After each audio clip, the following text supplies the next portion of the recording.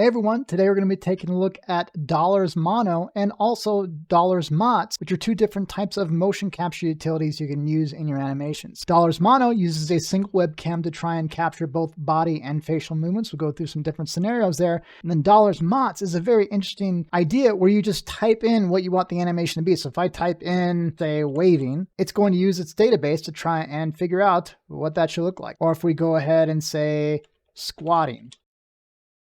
And squatting. So really cool stuff. We'll go through a lot of different examples here. I'm going to be taking a look at these two pieces of software today. All right, so I have Dollars Mono open up here, and let's go ahead and take a look at some of the options we have. So first off, you can see we have our camera source. If I click on this guy, it's just going to give us a drop down. I also have, this is the Razer Keo right here. Also in the source, we have camera, which I'm using right now, but you can also do a video file, which is a really nice option so you can record and then go ahead and process it after the fact. All right, so you can see I don't have too much room in my eyes, but enough for regular movements. You're going to see the brows enough because I wanted to leave enough room for the face to where it's actually going to be able to track as much detail as possible. Because you imagine if I'm further away, the amount of pixels in my eyes usually would be are going to start getting less and less pixels, and I'm assuming that's going to go along with accuracy and how much it can actually track. You can see my feet here are freaking out. It looks like I'm doing a little dance even though I'm not moving. It's trying to track the feet, but the important thing here is you can see I'm in just upper body mode. So it's made for something like this where you're actually sitting at a table or something like that. If I was to go ahead and switch to jumping mode, looks like I'm doing my best Peter Pan right now, flying in the sky a little bit. That's if you were doing full body and actually wanted to jump and be able to see you physically jumping off the floor. Otherwise, you have it on floor mode to where the feet can't leave the contact of the ground, but it allows you to do some other things like stepping forward and back in space. And this is on their documentation. So from here, you can see this is the face tracking icon, and we can see that the face is tracking over here. And you can see if I enunciate my face motions a little bit more, you see more of the animation going through. And I think that's just more amount of pixels it has to track with. If I turn that off, you can see we don't have that stuff anymore. It's just doing the body motion capture. So it's nice you have the option for both. This is our calibration button. So this is kind of giving you the zero reference pose. And I might need to reach out to the company and double check and make sure, because they're saying having your hands at your sides is how you want to do it, your calibration. But since I'm at a desk, I don't know if steady pose calibration would be on the table or I try and put them at my sides, things like that. So I might try it at my sides really quick.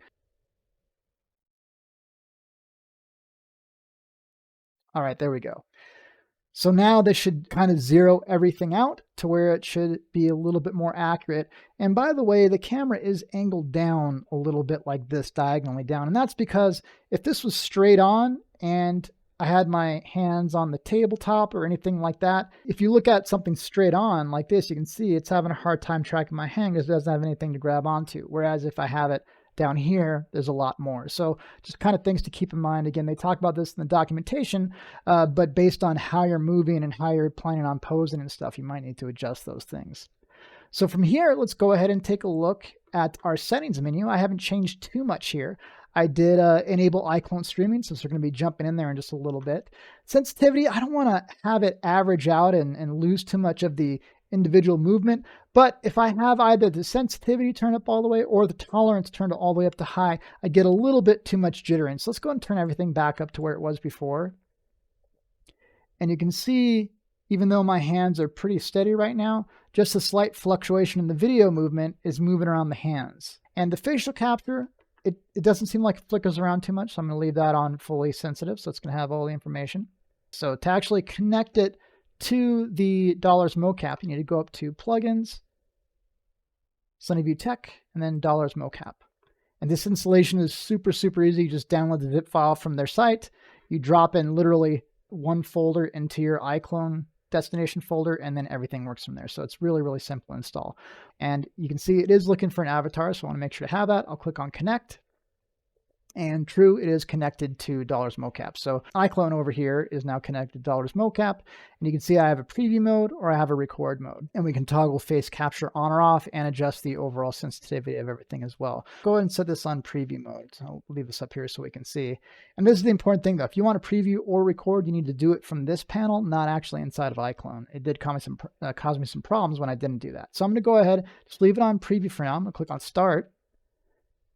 and we can kind of see that it's trying to process this real time. So we have our guy here. I have it set on record. I'll go and click on start. And here we go. We're recording using the plugin. We'll see if the hands, so 2, 3, 4, 5, and we'll go ahead and see how this looks back in motion. By the way, I had this on quick mode just so the processing for the GPU wouldn't be a factor. I'll go and put this back up on high just so we get a better look here. And you can see on the motion layer, it's already done the puppet clip. We'll go ahead and bring down the timeline a little bit so we get a better view. We'll go and play this back. And we can see that this is doing a pretty darn good job. So 2, 3, 4, 5, right, was what I was saying. The only downside here is you can see that we are not getting the audio passed through to iClone. And this is, again, this is a motion capture plugin, so it's not completely expected. And of course, this plugin isn't intended just to be used with iClone. It's meant to be used in other software as well. But it would be great if we could pipe in the audio. I'm going to go ahead and in a separate example, we're going to talk about how we can get the audio in there. But it's a little bit more of a hack job in order to get it in there. But it works, and it works pretty well. And you can also use the AccuLips to make the mouth movements even more precise. All right, so let's go ahead and take a look at some of the other modes available to us, and then also we'll see some of the full body motion capture inside of iClone as results as well. So I've just been using the upper body as if you're sitting at a table or something like that. So I'm going to go ahead and click to change, and I'm not going to do the jumping or crouching examples quite yet. We'll do that in a second, but I'm just going to go ahead and do the regular full body mode where you don't lose contact with the ground. So I'm going to go ahead and calibrate. I'm going to move back pretty quickly, try and do our zero pose. And this software doesn't want it out like this. It just wants it down by your sides, but you can see it did reset and looking pretty darn good. And the cool thing is we still have individual fingers, 1, 2, 3, 4. And then we also can still have the face motion capture as well. I wouldn't call this great for face motion capture because you can see when there's more pixels for it to track, it does a little bit better job of recognizing the mouth movements. If I'm all the way back here, there's really not that many pixels for it to track at that point. And so it's not going to be as accurate. All right, so let's go ahead and hop in iClone and see what the full body motion capture results would be like. So we have our guy right here. I put it back in quick mode just for the sake of real-time performance. We can turn the quality, of course, back up afterwards. And with that plugin open, again, that's up in Plugins, Sunnyview Tech, and Dollars Mocap. It'll open this guy up. It has detected that there's an avatar here, so go and click on Connect. And I'm going to go ahead and go straight to record. We could, of course, preview as well. I think just for this, I'm not going to do face capture. I don't think that's really necessary. I don't think it's going to be able to track it that well from that far away. And in fact, I'm going to go and turn it off in here as well. And maybe that'll save us a little bit of processing. So with that being the case, I'm going to go ahead and click on record in a second, and then we'll go ahead and get to it. So record, we'll go and step back. And ideally, we might do our calibration again. But again, you can kind of see that we're doing a good job of, 1, 2, 3, 4, 5, 6, 7. So all the individual fingers are registering. And then, of course, we have the full range of movement that we can do as far as, moving around. But now if I go back to the beginning, and we'll go ahead and turn back up our quality to high. For the most part, and with barely any effort on our part, we have full body motion capture. Again, the ground contacts I think are off a little bit. Their deep version that uses a depth sensor would probably do a little bit better, but especially if we were doing something akin to this, that looks pretty darn good. So right now, remember, I'm on this guy right here. If I stand back, if I try and jump, all right, well, it kind of registers the motions I'm going through with my upper body, but it's not actually breaking contact with the ground. And also, if I try and squat or something like that, you can see my feet are actually coming up to my body instead of the other way around of my body going down towards the ground. So that's when we want to use the other mode we have right here, which is where we can break contact with the ground. This is very similar to regular motion capture suits as well. There's usually an option for this, at least in the ones that I've used. So now, if I go ahead and jump, we can see that is registering, including all the secondary animation when we come back down, which is really cool. And then if we do squat, we can see it is doing it in a much more natural and correct way. All right, so I did talk a little bit about the hack we can do to try and get the audio inside of iClone. And just so you can see, I am recording this in OBS. This is where I do my screen captures, but also I'm going to use this as my makeshift audio file that I can then import into iClone and use Aculips with. So I have the guy open up. It's just set to quick mode right now, so we're going to get a little bit more real-time performance. Go up to Plugins, Sunnyview Tech, Dollars Mocap. I'll make sure to connect, and it's going to connect to this avatar up here. I'm going to go and click on record. And again, remember I'm recording in OBS as well. I'm going to pull the audio from that a little bit later on. So I'm going to go and click on start. And here we can see this is working. So we'll go and do 5, 4, 3, 2, 1. Hey, and Happy New Year or whatever. So there we go. So I'm going to go ahead and click on cancel here. And the mouth movements are pretty darn good. You can see what numbers I'm kind of mouthing there, but we just don't have the audio. So I'm going to go ahead and do a quick conversion of this clip into the OBS file into a WAV file, and then I'm going to import that in the next step into iClone.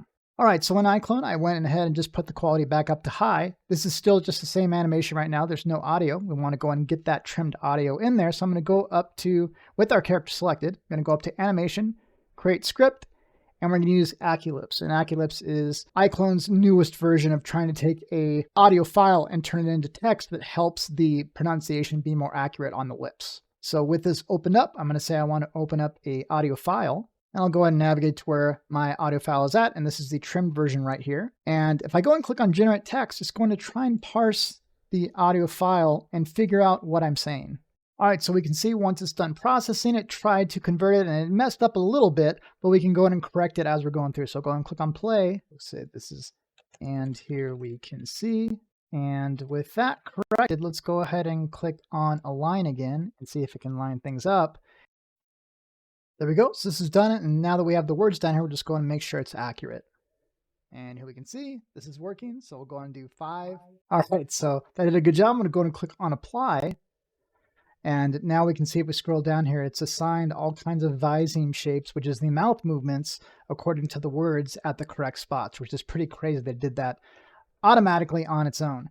The only downside is this is not necessarily lined up with our motion capture data. So the visine track, which is for our voice, I'm going to drag this off right now. And the only downside of this is you have to try and manually line these things up. Well, we'll try and line it up by 5. So here's 5, 5. Yeah, so we'll just go ahead and mark this guy as a spot. And by the way, when we can do that in here is we make sure the project window is open here.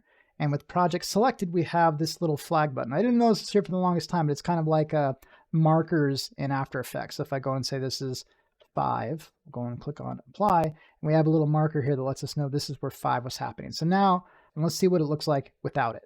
So first, we don't have any audio. So we have 5, 4, 3. So we can tell what he's saying. We just don't have the audio, and we don't have the extra pronunciation that probably would be helpful. So I'm going to go ahead and go to this spot, roughly speaking, line this guy up. And if we go and play this back, you can see this is working. So we'll go and do 5, 4, 3, 2, 1. Hey, and Happy New Year or whatever. So that might not be perfectly lined up yet, but you can see how well that's working. And we're not having to strap any head rig to ourselves for a helmet motion capture. We don't have to wear a suit. This is all just capturing live, which is awesome. All right, so we can see this works really well. It is a little bit of an extra step, but having the audio in there if you're doing face motion capture is obviously really important. All right, so I have Dollars MOTS loaded up here, and hopefully I'm pronouncing that correctly. But let's just go through some examples and have some fun seeing what this thing can do. So the default one it has is jumping jack. That's already in there when you open up the program. Let's go and click on send, and let's see the result that we get. Pretty darn cool. Cowering in fear, or something like that. Oh, cool. Falling down.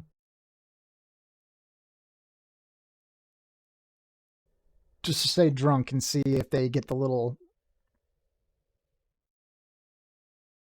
Very cool. To say taking a photo.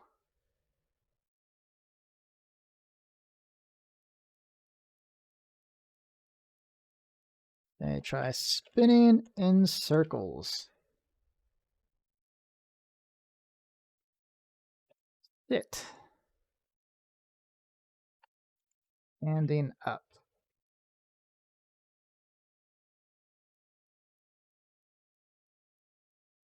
Laying down to sleep.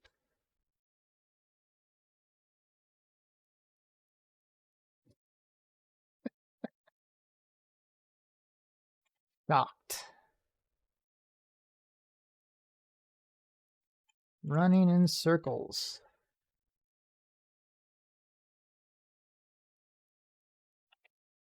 Cartwheels.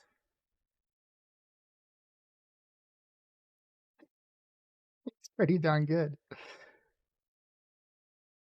Well, the cool thing here is all we need to do is click on this button here and it's going to record the motion to a BVH file, and then we can import it wherever we want. So if I go ahead and click on stop, it says BVH saved. If I go and go to the folder it's installed in, I go to the front end, I can see that it has a BVH file that we just saved out. And the cool thing is we can kind of string these things together. So we can go jumping jacks. That we want the person to be scared. So doing jumping jacks and like, oh my gosh, oh, I'm scared. Oh, falling down. Ugh. And you can string these things together as you're recording, and then they will be available to you in your animation software of choice. So this is really, really cool. So we can have a guy that's feeling drunk. Oh, I don't feel so bad. Oh God, I'm so scared. Oh, never mind. Oh, good douche. We have waving to the camera. Oh, yes, yes. Look at me. Look at me. Oh, wait, let me take a picture of you. Oh, look at that. Chickie. And then we're going to go ahead and you know what? I'm so happy. I'm going to spin in circles. But you know what? Then I need to sit down because I'm too excited. And then after that, I'm too tired and I just need to lay down and go to sleep. But after that, oh my gosh, I'm shocked. And at the end of all that, I want to fight you. Well, after spending some time with these pieces of software, what do I think? Are these going to completely replace hardware-based motion capture solutions? And is this the wave of the future? Well, it's not going to completely remove those things, but it does lower the ceiling as far as how much it costs and how difficult the setup is in using this. I've been talking to their company heads a little bit, and the big thing they're trying to set out to do is to have this be easily accessible and easy to set up. And I think they're perfectly on the money here because aside from a web camera or any type of camera that you're going to be recording yourself with, either live or as a video file, you can feed into this software and get the motion capture results back. Now, of course, there's probably some limitations and setup concerns like the angle like we talked about, and then also since it's video-based, the lighting, but these things are much, much simpler than, for instance, if you saw the AccuFace video I did where I had a head-mounted camera, that gets to be pretty heavy on your neck and you have it suspended right in front of your face. So you're trying to look past it and act as if it's not there and act in a meaningful way when that's really distracting, especially if you're doing take after take, it starts to actually wear on you.